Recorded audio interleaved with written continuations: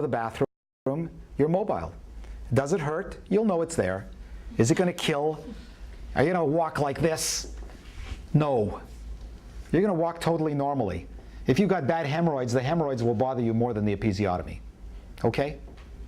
I'm being honest with you. It doesn't hurt as much as you think. The episiotomy will heal. All you need to do is you need to keep it clean. Okay? So sitz baths, throw in some Epsom salts or some salt. Keep it clean. You go to the toilet and you poop, clean yourself up. You pee, wash yourself down. Keep yourself as clean as possible. It will heal up. And when it heals up, if I've sewn it up nicely, I promise you, you won't even notice it. Okay? That's the whole idea. You won't even notice it. It'll heal up perfectly. Okay? As good as new. Maybe better. Really? You're going to have some yeah. What are you thinking about? It will heal up beautifully. It takes about 4 to 6 weeks to heal up. Okay? You're going to have some bleeding. The bleeding is going to continue for about a month, maybe a little bit longer. Initially it's heavy, then it will become lighter, and then it'll turn into a brown mud. It will stink a little bit. Keep yourself as clean as possible. If it stinks all the time, you may have an infection and I want to know about it. Okay? Stay clean. Fever, unusual pain, or signs of infection, call me. Pick up the phone, talk to me. So keep it clean, it will heal. The bleeding will stop in about 4 to 6 weeks. When will you get a period again? The answer is, I don't know. It depends. If you're breastfeeding, if you've chosen to breastfeed and you breastfeed continuously, you may not get a period at all.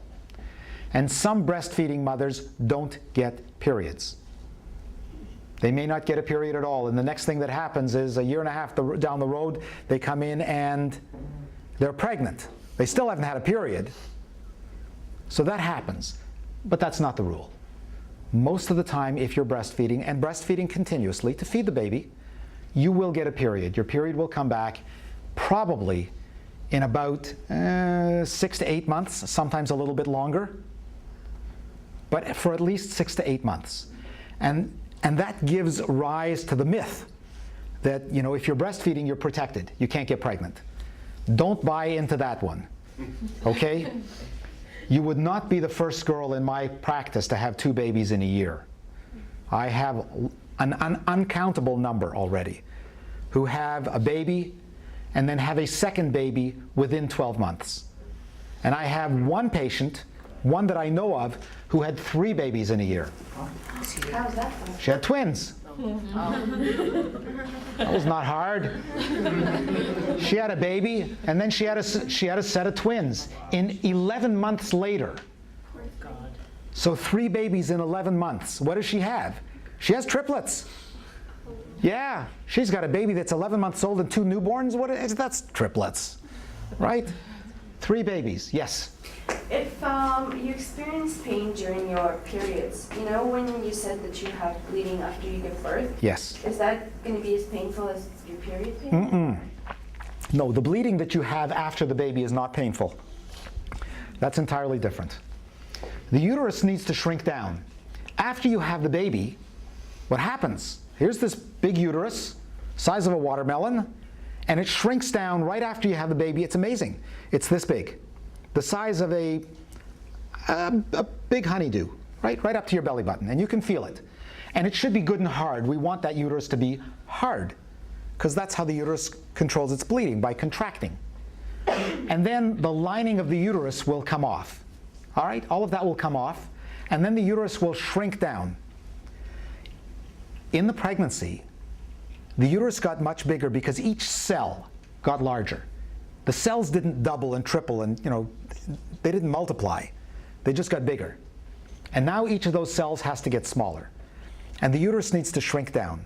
So right after you have the baby, about this big.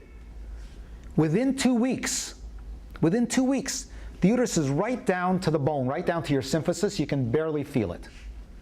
It's down to about that size. And then over the next 4 to 6 weeks, it will shrink down to whatever its normal size approximately is going to be. I want you to come and see me for a checkup about 6 weeks after you have the baby. All right? 6 to 8 weeks after you have the baby, I want you to come in for a checkup. And at that time, I'll examine you. We'll talk, you'll tell me how you are, and I'm going to do an internal examination. I want to see how you've healed. You'll tell me whether you've had sex. You might or you might not. You might have tried it out. You might not. And you might not for all kinds of reasons. You're still bleeding. It still hurts. You're too tired. You're not interested. He's not interested. What am I going to tell you? Could be anything.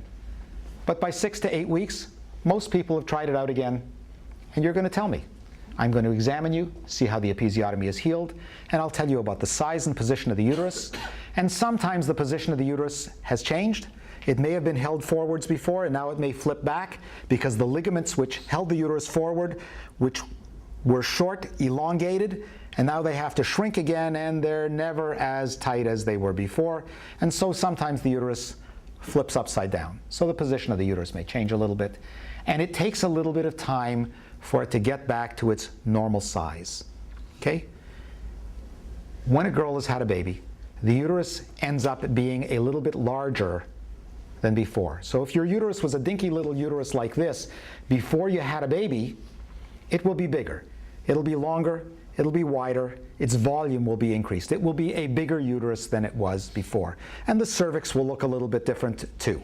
Okay? When I look inside, I can usually say this uterus has had a baby, right? If she's had a cesarean section, the cervix may not look much different. But if she's had a baby vaginally, the vagina looks different. Sometimes I can see the scar of the episiotomy. Usually if it's healed up really nicely, can't even tell. You got to look hard to see the scar, right? Because I make mine in the middle. Some people make theirs down the side. Mine are right in the middle. And when it heals up almost invisibly.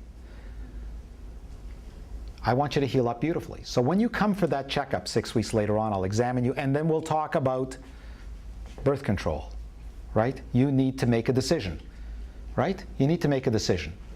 Because I don't know how many children you're going to have. Maybe there's only going to be one. Maybe there'll be 2, 3, 4. I don't know. And if you want to have 3 children and you're starting out at 38, you got to motor this along, right? If you're starting out at 18, you got lots of time to work on this. You know, fold your tent for the next 5 years or longer. Just take a break. You know, ideally. I mean, I'm not going to tell you what you should do or how often. You know, when should you have the next baby? You know, my story is always they should be about 2.5 years apart. Okay, about 2.5 years. And I'll tell you why. You need to get yourself back in shape. You need to get yourself back in shape physically. You need to lose all the weight, if at all possible. I want you to lose all the weight before you get pregnant again. Because if you don't, it just multiplies. You know, if you end up being 20 or 25 pounds heavier when you get pregnant again, then you might be 40 pounds heavier after the second one. I want you to lose all that weight. So it takes time. And it takes time to get your brain back, right? From pregnancy mode, right? You've been pregnant for the better part of a year. And then you're on maternity leave for a year or so. That's 2 years of your life right there. So it takes a little bit of time, right? Get yourself back in shape before you do this again. And it takes about 2.5 years to get a baby toilet trained, right? You want to have one out of diapers before you have the second one in diapers too, right? So that's the second component of it. It takes about 2.5 years to have a baby, to have a child toilet trained. And then the last component is this. Babies are always going like this, up, up, right? They always want you to pick them up. And at about 2.5, when you reach down to pick them up, they run away. You win. Yes. I'm a victory. I don't have to carry it anymore. That takes about 2.5 years, right? Until, of course, you have the next baby when you're carrying this one, and then the 4-year-old goes up, right, and wants you to carry them, right? But that's, you know, that's competition, right? That's jealousy. So it takes a little bit of time. So you can spread it out, and if they're every 2.5 years, and if you wait to have the second one at about 2.5, they're going to play together, right? They'll grow up together. That may or may not be a good thing, right? They'll play together, they'll go to the same schools, they'll have the same friends, right? If they're 2 boys or 2 girls, they'll share clothes or not, right? But they'll grow up together. The hard part of this, of course, is that when they go to university, you'll have 2 of them in university at the same time, right? And that'll cost you. But you know, the point is that they'll play together. A 1-year-old doesn't play with a 10-year-old, right? A 10-year-old doesn't play with a 20-year-old. A 20-year-old wants to play with a 30-year-old. Or a 40 or a 50-year-old. It's actually the other way around. The 50-year-old wants to play with the 20-year-old, right? Isn't that how it works? It's not that way. It's not this way around. It's the other way around. They'll go through life together.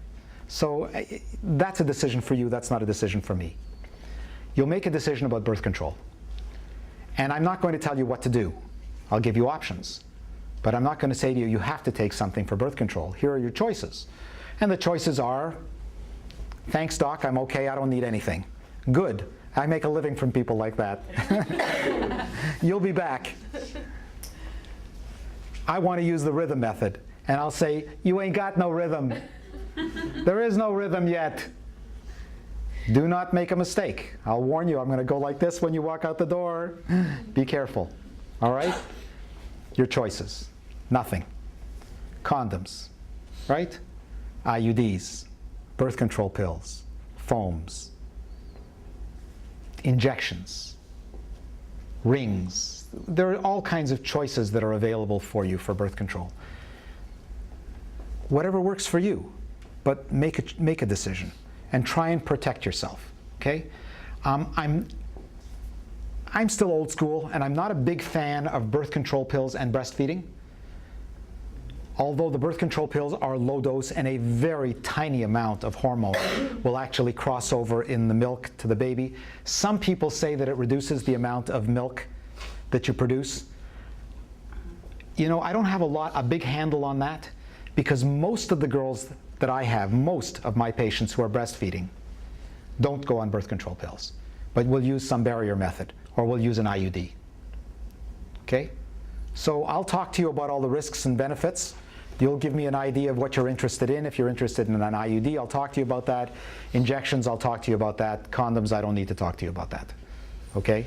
Yes? What is an IUD? An IUD is an intrauterine contraceptive device. And it's a little, there are 2 types. There are those that are hormone loaded. And the brand that we have here is called Marina. And it's a plastic IUD that has a small reservoir that releases a small amount of progesterone. And it will give you contraception and will also maybe even take away your period completely. Her period, not yours. For about 5 years. The IUD can stay in for about 5 years. We don't sell a lot of them because they're expensive. They're about $400 or so. If you've got a drug plan that will pay for it, great. Most of the IUDs that we put in are Nova Ts.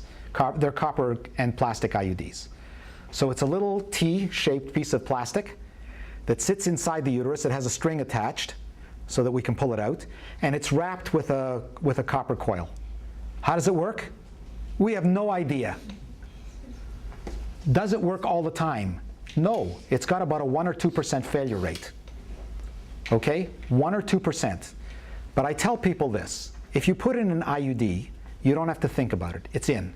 Okay? You don't have to think about, you know, do I have to use a condom today? You know, did I remember to take my birth control pill? You know, it's in. In is in. It can stay in place for 5 years. 1% to 2% failure rate. And that's a realistic number. I don't want to tell you that my patients don't get pregnant with IUDs. They absolutely get pregnant as often as others. If it's put in properly, the success rate is 99%. It's 99% effective, but not 100%. Does it cause difficulties in the pregnancy if it fails? Let me finish up. Let me finish up. I tell everybody that has an IUD that's in that here's what's going to happen. Your periods may or may not be longer, heavier, or more uncomfortable. So your periods might be an extra couple of days long. They might be a little heavier. They might or might not be a little more painful because it's a foreign body inside the uterus. The uterus hates anything inside it. If it's a pregnancy, it wants to get rid of it. If it's an IUD, it causes some cramps. And having said that, for some girls, it's the best thing since sliced bread. They don't even know it's there. And for you, it might be the best thing since sliced bread because you don't have to think about it either. You know, I don't have to use a condom, right? So, is it useful? Yes. Okay? My wife used an IUD between each of our children. 3 times she used an IUD. And it worked for her. Wanted to have a baby, we took out the IUD. It can stay in place for 5 years, and then we say you should change it. You still should come once a year for a checkup, right? But we leave them in place for about 5 years and then we change them. You want to have a baby, we pull it out.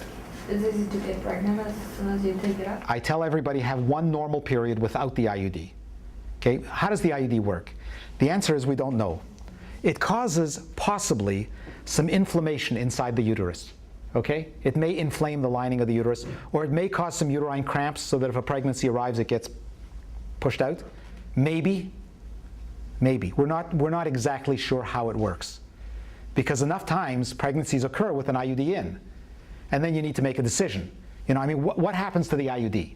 I mean, it's not, you know, the old joke used to be, you know, the baby would come out holding the IUD.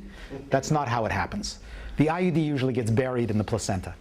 And what happens sometimes is a girl will come in, she says, I had an IUD, and the IUD came out. She didn't even notice. How often does that happen? Not very often. But can the IUD come out on its own? Very uncommonly. Okay? Usually, the pregnancy occurs, and the IUD gets buried in the placenta. And when we deliver the placenta, we find the IUD. Is that fair? Do you understand that? Okay. Yes? Is it true that you're more fertile after you give birth? I don't think so. I don't think it changes at all. If you had an infertility problem before you had a baby, are you going to have another infertility problem after you have this baby?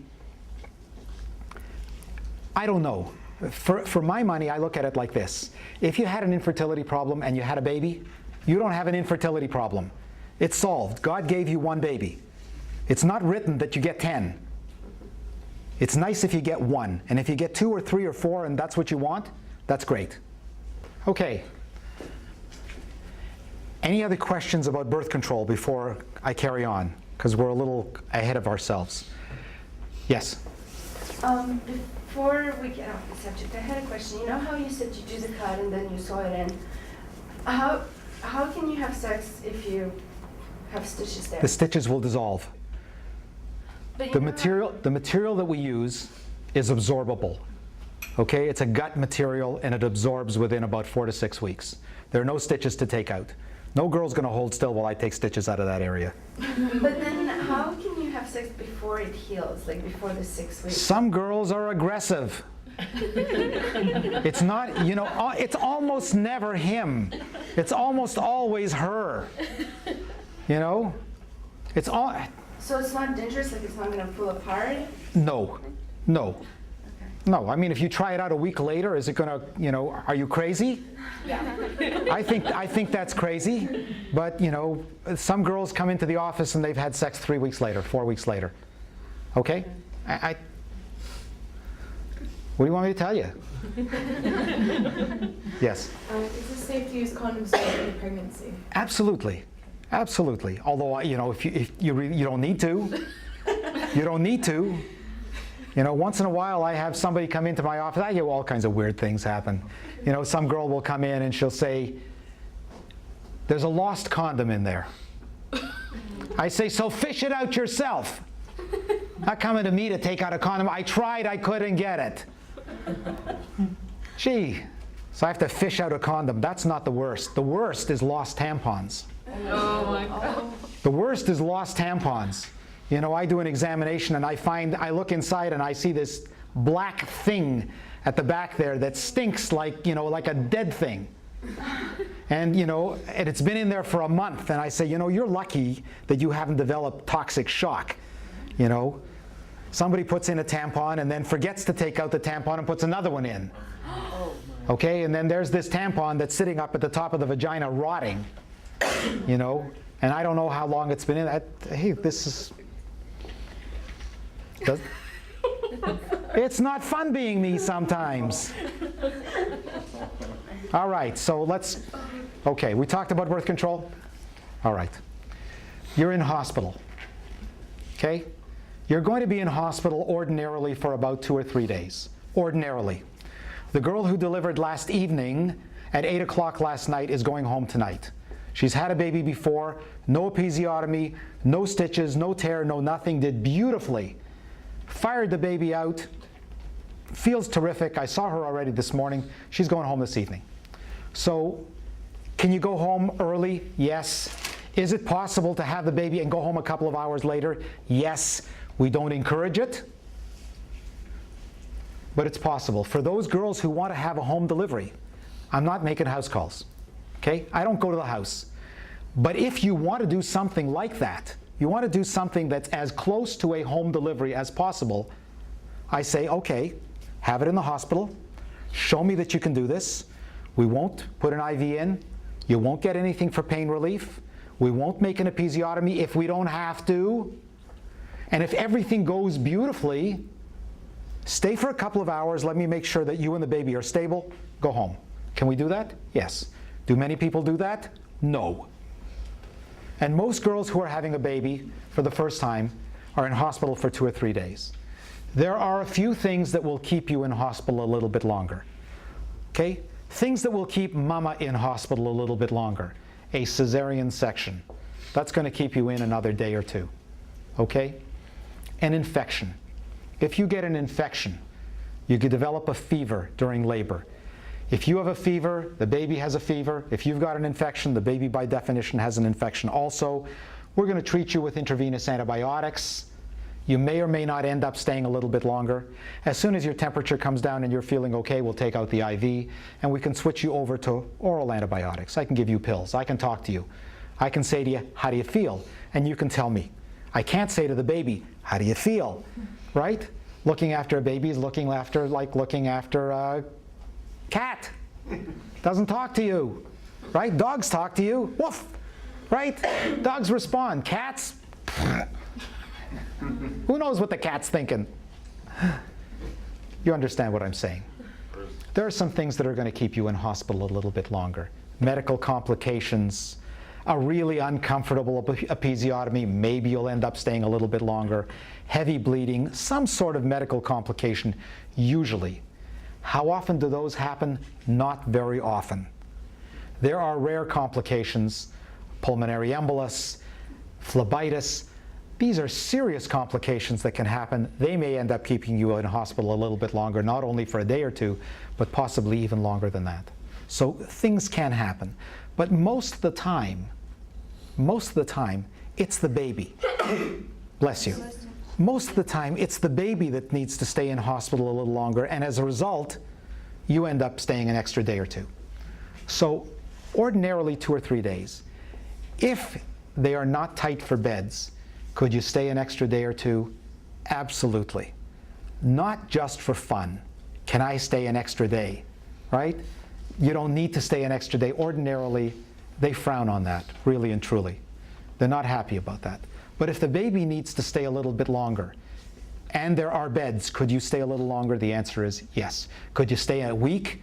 It's unlikely. Okay? It's unlikely. But an extra day or 2, sure. Most of the time, it's not you that's being kept in hospital longer, it's the baby. So things that keep the baby in hospital a little bit longer. What are we looking at?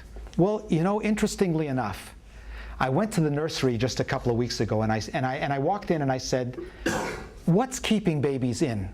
And she said strep B. Not that they have strep B, but they're being treated on suspicion of strep B. Okay? So it's become a huge issue. And so I tell each of you when I get my result, you're strep B positive or you're strep B negative, so that you know when you come in. Once in a while, somebody doesn't know, or they're not treated adequately, and sometimes that's keeping babies in a little bit longer. Okay? They're taking cultures, they're putting the babies on antibiotics, or they're observing them before they're sending them home, and they end up staying a little bit longer. So strep B has become an issue, especially those that are being treated because, you know, mom is strep B positive, she didn't get antibiotics, this or that. Okay? Yes. Are there any symptoms of strep B before we take the test? None whatsoever. You have no idea. How do you get strep B? Is it just... I haven't got a clue. It's a community-acquired bacteria. It's out there in the world. And that test is taken at 36? At 36 weeks, I will take a swab from the vagina for each and every one of you. Maybe a week earlier, maybe even at 35 weeks. I mean, usually at 36 weeks. Okay? Could be 34, 35, 36. If I forget or you know, I see you on a day and it's a holiday and the lab is closed, I won't do it on that. Maybe we'll end up at 37. But we want to do it at 36 because most people don't deliver at 36 weeks. It takes a couple of days to get the result back, and we have it in time for those people that are mostly delivering at 38, 39, 40, 41 weeks. I have a result. And if you do have strep B... And you should ask me. If I don't tell you specifically, if I don't say to you, you're strep B positive, you should ask me so that there's no confusion about whether I told you or not. If you do have strep B and it's monitored throughout your delivery, what is the worst that can happen to your baby? The worst that can happen, the worst, baby dies. Okay. Is that the worst? You want me to back off a little? Yeah. Okay. The worst is common. The most common. Baby gets treated with antibiotics for 48 hours. It goes home. Is there anything that could happen to the baby after? Nothing. Nothing. The vast majority of babies are being overtreated. Well, you know what? I can't. Are they being overtreated? They're being treated. I can't say it's precaution. Absolutely, it's risk management. It's all about, remember, that's what we're here for, right? It's all about trying to reduce the risk and present you with information about risk. That's what it's about. Does that help you? Yes, thank you. Okay. Symptoms? Zero. You know, does it smell like strep B? No. There are no symptoms. No, there are no symptoms whatsoever. You wouldn't know. Whether you're positive or negative, you wouldn't know. You got to also know, of course, that when we take a swab, could you be strep B positive and the test be negative? Yes. There's a risk. It's not 100%. It's like a pap smear.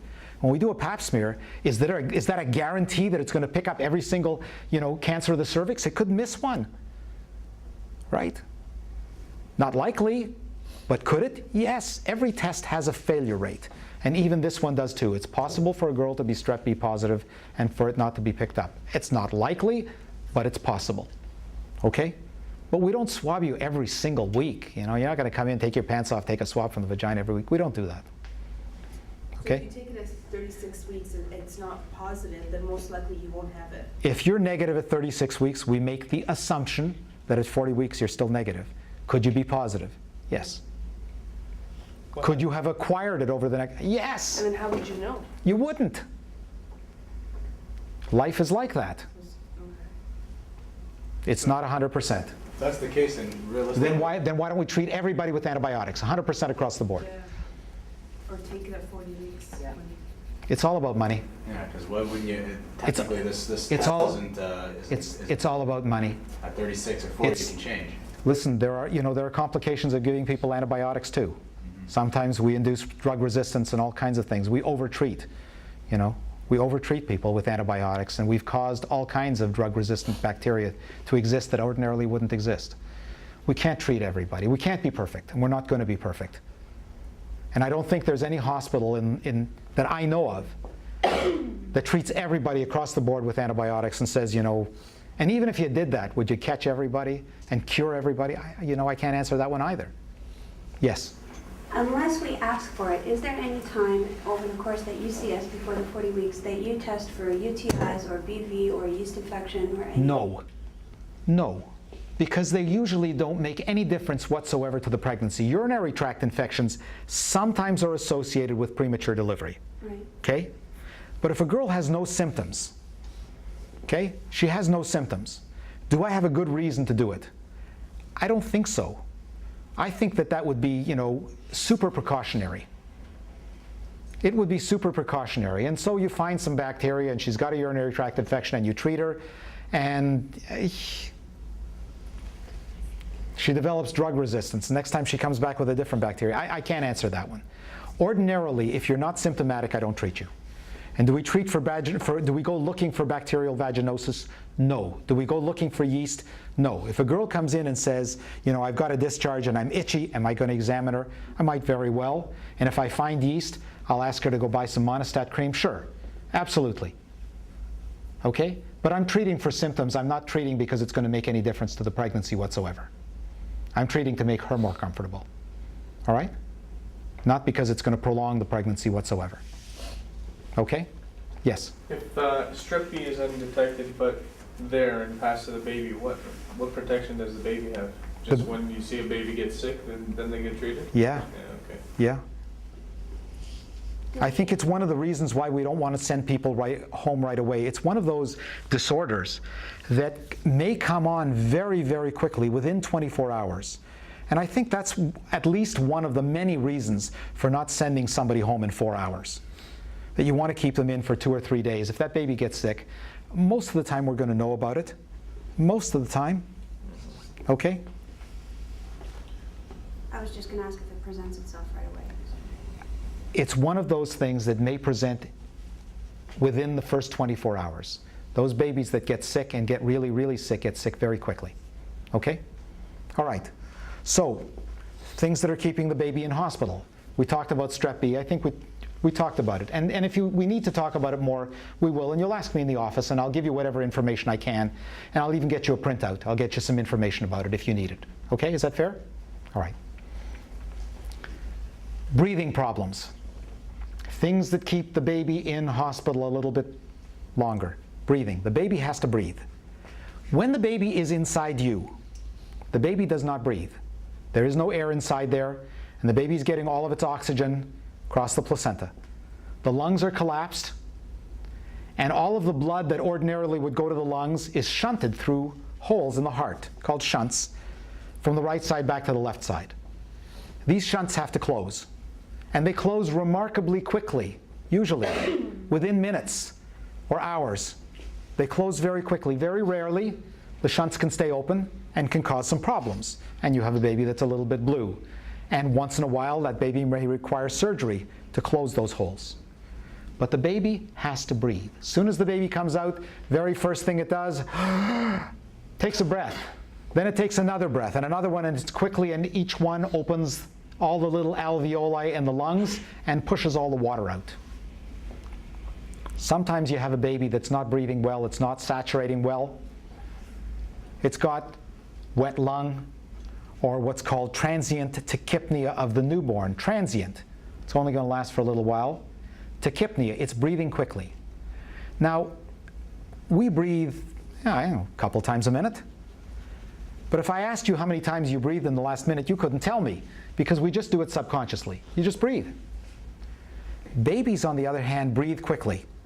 If you watch babies breathing, they breathe really quickly, 40, 50 times a minute. And you have to understand that breathing takes work, right? It's energy. And every time you breathe out, it's wet. You lose water. Babies can get dehydrated. Babies that are not saturating well, whose oxygen saturation isn't 100%, are going to go to the nursery. Okay? We're going to look at that baby. If we're not happy, the chest is not moving properly, it's breathing too quickly, nurses are concerned, the baby's going to go to the nursery, and it's not going to go to your room. Baby's going to be observed. They'll put a monitor on.